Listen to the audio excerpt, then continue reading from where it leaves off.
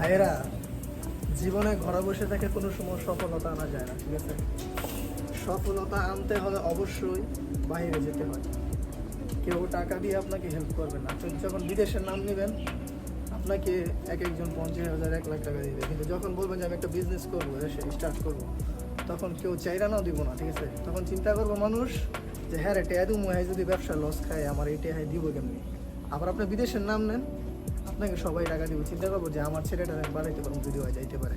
আমি যদি 50,000 দিই, তখন হয় আমার 1 লাখ টাকা দিয়ে হেল্প করবে।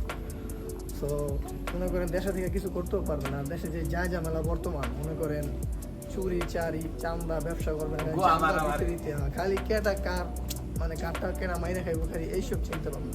সো আমার মতে, আমি যেটা ভালো বুঝি, আমার মতে আপনারা রেসপেক্ট করেন ছেলে মানুষ হিসাবে, ঠিক আছে? ছেলে মানুষ হিসাবে আমি মনে করি রেসপেক্ট করেন, কারণ সফলতার প্রয়োজন আছে, ঠিক আছে? একদিন আমরাও আমাদের সবাইকে গল্প শোনাবো, আমাদের ছেলে মেয়েদেরকেও শোনাতে পারবো যে আসলে আমরা কী করেছি, কতটুকু পরিশ্রম করে এই অর্জনটুকু নিয়েছি, ঠিক আছে?